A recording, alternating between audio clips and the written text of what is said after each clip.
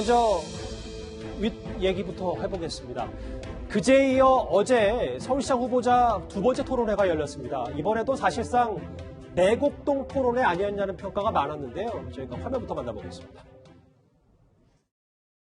상식적으로 생각하면 그린벨트 해제까지 끼어 있는데 왜 시장에게 보고를 안 했겠는가라고 자꾸 말씀을 하시면서 마치 제가 거짓말하고 있는 것처럼 몰아가는 것은 정정당당하지 않다.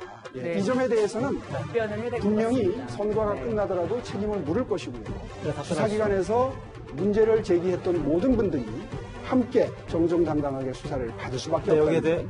네, 지금 이것은 협박하는 것입니다. 이런 수사 동의하는 이런 아니 수사를 국가기관에서 지금 한 가지 분명한 사실은 현 정부가 수사기관을 장악하고 있는데 이게 어떻게 협박이 됩니까? 참아주세요. 어제도 참 뜨거웠습니다. 네, 이도원 의원님. 뭐 일단 본격적인 얘기를 하기 전에 박영선 후보의 전략부터 만나보면 두 번의 토론에 걸쳐 거짓말이란 단어를 10여 차례 넘게 언급을 했다라는 건 결국은 오세훈 후보를 거짓말에 좀 묶어두려는 전략이다. 이렇게 받아들여도 됩니까? 우선 전제는 하나 해야 되겠습니다. 오세훈 후보가 뭐 그 정도의 어느 튼 빌미를 준 건 사실이죠. 말이 바뀌었고 조금 그 확인을 덜 하고 대응한 측면이 있기 때문에 공격의 빌미를 준 건 사실입니다.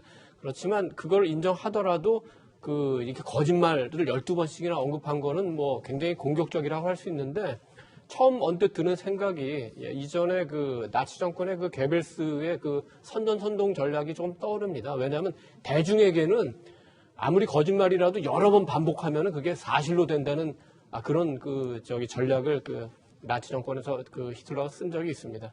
그리고 이제 그거는 극단적인 얘기고 우리 정치에서도 이전에 보면 김대중 전 대통령께서 매번 그 유세 때마다 같은 얘기를 해요. 그럼 수행했던 기자들이 총장님 왜 이렇게 같은 얘기만 하십니까? 그러면 국민에게는 한 20번 정도는 말씀을 드려야 귀 기울여 듣기 시작한다.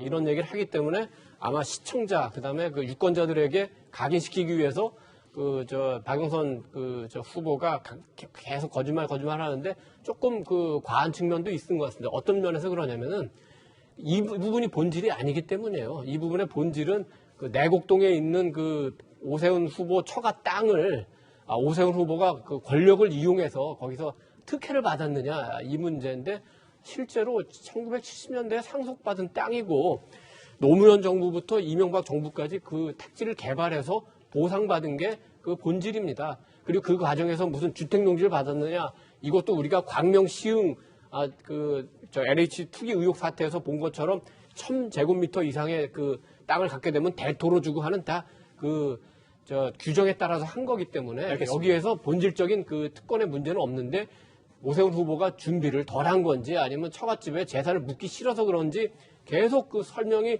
분명하지가 않고 또 말도 바뀌고 했기 때문에 자초한 측면이 있고 더 이상 논란이 되지 않으려면 이제부터라도 이 문제에 대해서 좀 명확하게 설명을 해야 될 것 같습니다.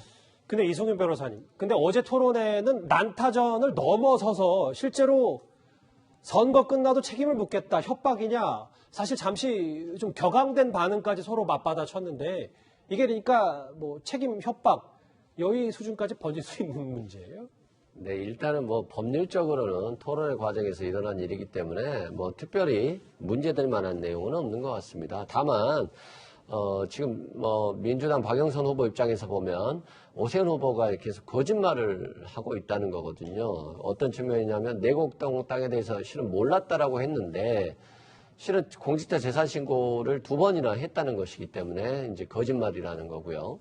또한 내곡동 땅에 가본 적도 없다고 그랬는데 내곡동 땅에 오세훈 후보가 장인어른과 같이 와서 측량을 하고 그 측량을 하셨던 분들 중에 그 경작자들하고 같이 밥을 먹었다는 겁니다. 그런 과정에서 오세훈 후보에 대해서 워낙 유명한 사람이기 때문에 정확히 알았다라고 하는 건데 이제 가본 적이 없다라고 하는 부분에서 본인의 어떤 주장의 어떤 스텝이 꼬였다고 보고요. 본인이 일단은 국민들께 이런 사실관계에 대해서 명확히 설명을 해주지 못한 부분에 있어서는 일단 본인의 책임이 있는 것 같고 또 여기에 전혀 관여하지 않았다고 했는데 실은 이명박 정부 때 최종적으로 지구지정이 확정되게 나왔고 또한 공교로운 사실인지 어떤지는 모르겠습니다만 내곡동에 이명박 전 대통령과 이명박 전 대통령 형도 이 내곡동에 토지를 가지고 있었다는 거니까 그런 부분에 대해서 국민들의 의혹은 있는 것 같습니다. 이승훈 변호사님 말씀하셨던 그 측량 발언 관련해서는 완벽하게 사실관계가 확인이 되지 않은 부분도 있기 때문에 네네. 그 부분은 이제 그런 관련 증언들이 다시 쏟아지면 저희가 추가로 전해드려야 될 것 같습니다. 사실관계를요. 그제 첫 번째 토론회 때는 박영선 후보의 도쿄 아파트 의혹을 꺼내지 않았던 오세훈 후보가 그런데 어제는 이렇게 맞받아쳤습니다. 화면 만나보겠습니다. 지금 기가 막혀서 말이 안 나오는 장면들이 있습니다. 어떻게 1만여 명 전부 다 내곡동으로 가고 제가 공사를 하러 떠났던 프로그램까지 들먹이면서 모함을 하시고 제가 박영선 후보에 대해서 단 한마디 부정적이거나 학색선전에 가까운 이야기를 한 적이 있습니다. 시중에는 도쿄 영선 얘기도 돌아다니고 해외 부동산 투자 얘기도 돌아다니고 이 도쿄 아파트 문제는 이명박 정권 시절에 저희 가족이 고통을 받고 사찰을 받았던 하나의 증거물입니다. 끄집어내갖고 여기에다가 계속해서 이런 식으로 공격을 하는 것. 이거야말로 정말 저는 매우 나쁜 것이다. 김근식 교수님, 어떻게 된 겁니까? 원래 오세훈 후보는 이 박영선 후보의 도쿄 아파트, 고급 아파트 의혹을 원래는 꺼내지 않으려고 했다가 어제 두 번째 토론회가 다소 분위기가 격앙되니까 한번 본인이 카드를 꺼낸 건지 이거 어떻게 받아들이면 돼요? 1차 토론회 때는 일절 그 박영선 후보에 대해 네거티브 공세를 안 했지 않습니까? 도쿄 아파트를 꺼내지 않았고 제가 알기로도 후보 개인의 입장에서는 그 도쿄 아파트 이른바 아카사카 맨션이라고 하는 것들을 꺼내지 않기로 작정을 했던 걸로 알고 있습니다.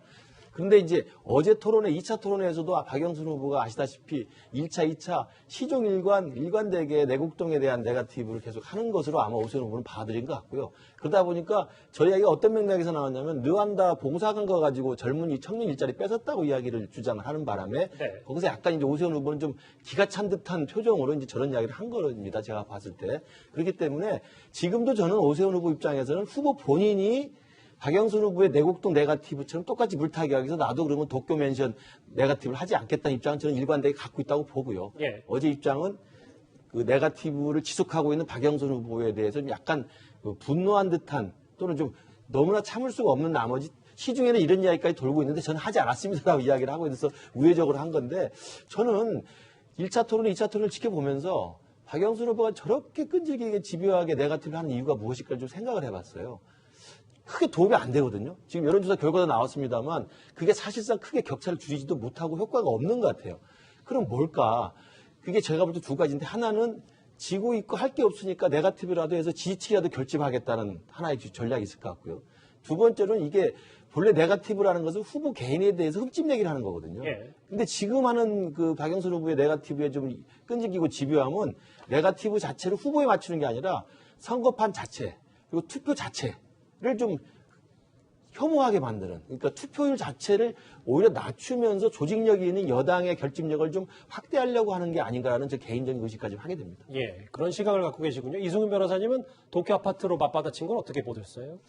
실은 오세훈 후보가 전략적으로 도쿄 아파트를 선택을 안 했던 것 같아요. 왜냐하면 도쿄 아파트를 구입하게 된 계기가 실은 BBK 사건 관련해서 이명박 전 대통령으로부터 뭐 사찰을 받았다거나 또는 압수수색까지 당했다라고 하는 그런 의혹들이 있었기 때문에 그것 때문에 본인의 남편이 일본에 가서 거주하면서 실제 아파트를 구입한 것이기 때문에 이 부분과 관련해서 MB의 어떤 사찰 문제가 나올까 봐 오히려 전략적인 선택이었을 가능성이 높았는데요. 좀 본인이 어떤 이런 토론 과정에서 조금 흥분하지 않았나 싶습니다. 그러니까 우리 김 교수님은 이제 국민의힘에 소속돼 계시고 이 변호사님은 이제 민주당 분이시니까 말하기 어려운 것 같아서 제가 좀 그 언론인으로서 한번 말씀드리겠습니다. 도쿄 아파트도 내곡동 그 땅도 사실 그 엄밀하게 말하면 문제가 안 돼요. 왜 도쿄에 가서 집을 사지 못합니까? 우리 지금 글로벌 기업들도 그러고 금융회사들도 뉴욕이나 도쿄에 그 부동산 투자해서 굉장히 많은 수익을 얻습니다. 박영선 후보의 부군이 여유가 돼서 도쿄에서 그 부동산을 사고 거기서 수익을 얻는 게 뭐 우리로서도 그렇게 손해날 일은 아니에요. 다만 민주당이 그동안 정략적인지는 모르겠지만 반일 감정, 죽창가를 외치고 이렇게 또 뭐 조금이라도 일본 편을 들면은 토착외구로 몰아붙이는 그 당의 분위기가 스스로 이렇게 어렵게 만든 거죠.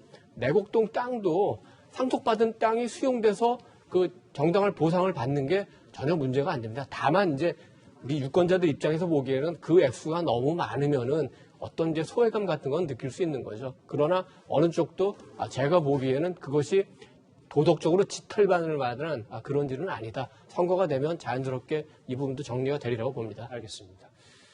어제 토론회에서 그리고 사실관계 하나만 확인하면요. 박영선 후보가 문재인 정부의 코로나 백신 공급을 추켜 세우기도 했는데요. 그 발언부터 먼저 만나보겠습니다. 오늘 일본 언론이 이스라엘 총리한테 질문합니다. 이스라엘이 가장 먼저 백신 면역을, 집단 면역을 할 수 있는 비결이 뭐냐라고 질문했더니 이스라엘 총리가 한국에서 배웠다. 이렇게 답변했습니다. 근데 장혜찬 평론가님, 알고 봤던 저 박영선 후보의 말이 사실이 아니었다면서요? 네, 날짜만 같은 1년 전, 작년 기사를 인용한 겁니다. 그러니까 이스라엘 총리가 저 발언을 했던 건 지난해 3월 상황이었던 거죠. 그때는 이제 코로나 검사, 우리가 여러 가지 이제 핸드폰이나 신용카드 계좌 내역까지 추천하는, 추적하는 등의 다양한 방식으로 코로나 검사 잘한 건 사실이고요. 그로 인해서 총선 때 국민들의 칭찬을 지금 정부 여당이 받았죠. 그리고 사실은 이 같은 K방역, K검사에는 대한민국 국민들의 수많은 희생과 헌신이 그 바탕에 깔려 있었습니다. 그런데 문제는 지금은 박영선 후보가 인용을 잘못한 저 1년 전 상황이 아니라 1년이 지났다는 거죠. 이스라엘은 현재 굉장히 높은 접종률로 거의 집단 면역이라는 결과를 향해서 다가가고 있습니다. 반면 우리나라는 오늘 문화일보 보도를 보게 되면 백신 접종률이 아직 1.6%에 불과하다고 합니다. 이게 전 세계에서 111위를 기록하고 있다는 글로벌 통계 사이트의 통계 기록까지도 나왔습니다. 대한민국이 어디 가서 110등 밖에 나갈 그런 나라인 겁니까?